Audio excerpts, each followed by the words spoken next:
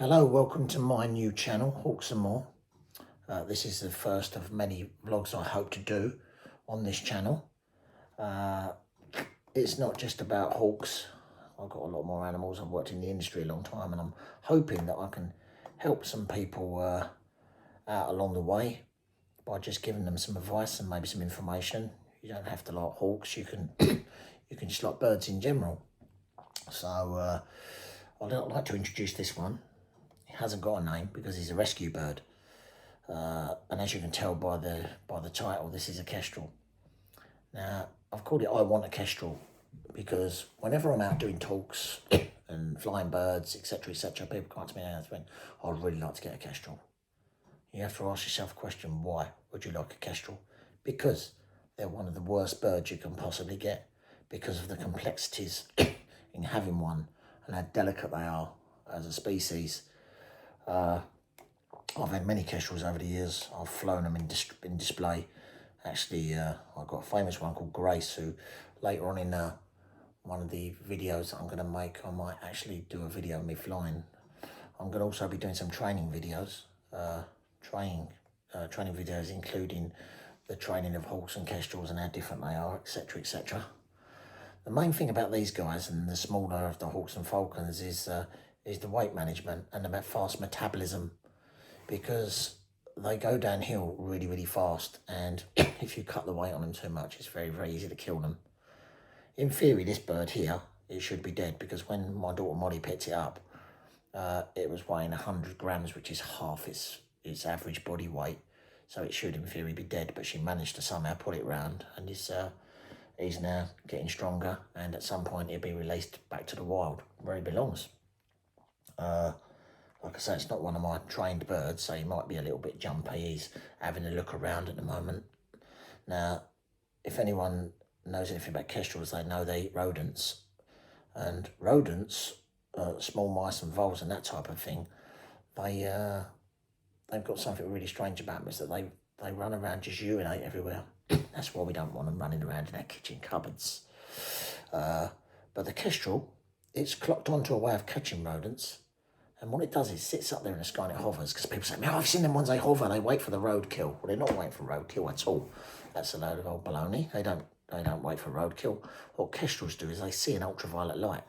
And urine is very, very conspicuous in ultraviolet light. So it glows. A bit like in that film, The Predator, when he hunts people down, you can see the bright lights. And that's exactly how a kestrel hunts. So what it will do is it will hover up there in the air. It will sit up there hovering, and then it will look for the bright spots and the bright lines in the grass, and it will follow the bright lines, and they get brighter and brighter, basically till it gets right on top of the rodent, and then they come lower and lower till it gets a certain height, and then they drop down and they catch the prey with their sharp talons, which he's got here. Now, I call it the CSI in the sky, which I think is a good little saying, but it also means if you get caught short on a motorway and you want to get out of the car and have a wee on the side, on the grass verge, just have a look in here, just in case, because you don't want to get caught by one of these, do you? Anyway, so going back to kestrels and training, like I said to you, they're not a great pet. I don't think any hawk makes a great pet. I'm a great believer if you have a hawk, that you should let it express natural behaviour. So that means you should fly it and you should let it do what it naturally does in the wild. So if it wants to go and catch things, you let it catch things. A lot of people don't agree with that, but that's nature. I'm going to tell you a little bit about the certain bits on a kestrel, but I'm not going to do it on him because I don't want to start poking and prodding him, because obviously he's not one of my trained birds. We've got him to a certain stage where he'll sit on a glove, but he doesn't like too much of that. So I'm going to put him back in the box. Become good boy, good boy. Here we go. Go into the box. Nice. And I'm going to show you this kestrel. This is one I prepared earlier. This is a male kestrel. It's called Earl Grey. I didn't name it that, my wife called it Earl Grey. So if you look, it's got a grey tail and it's got a grey head. Can you see that? A grey head. This is typical of a male kestrel once it's moulted after its first year. And that's how you identify them.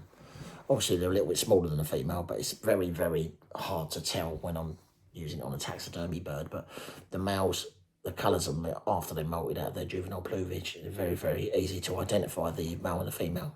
Obviously, the female's bigger than the male through dimorphism, but it's like that in all hawks and falcons. Also on the bird, it's got this this black line down here. If you've ever watched American football, you'll notice that they've got these black boot polish under there, and people think, I'll say to people, what do you think that's for? And I say, oh, it's to make them scary. Well, it's not. It's to keep the sun out, and the sun and the floodlights out of their eyes. And these are called malar stripes or moustachial stripes.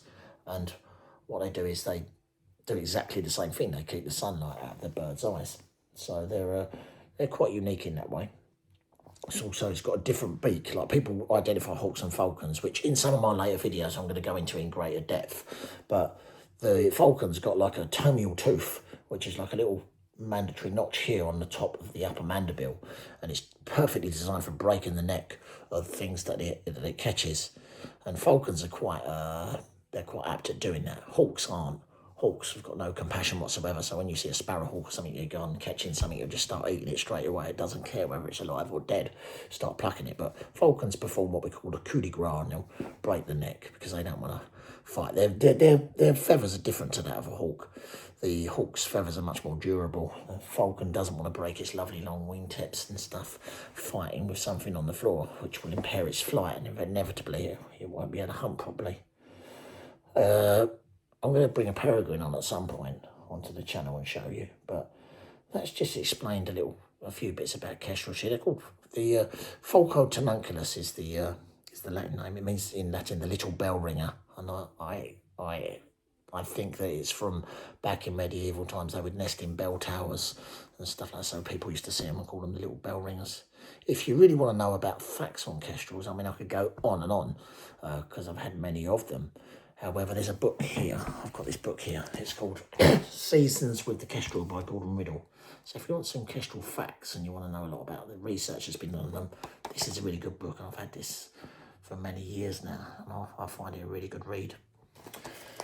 Anyway, I've managed to get that up to, I think, 7 minutes, and I've been told by other YouTubers that you should keep your videos in between 7 and 10 minutes. So I haven't done too bad with that. Also, as I move on, I'll probably learn how to edit properly and to get some proper lighting and things like that, because at the moment I'm doing it in my kitchen.